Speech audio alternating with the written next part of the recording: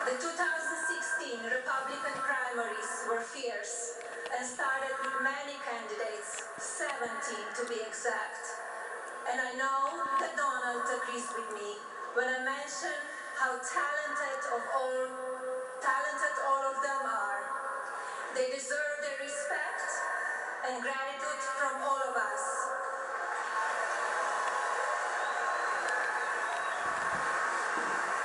However, when it comes to my husband, I will say that I'm definitely biased, and for good reason.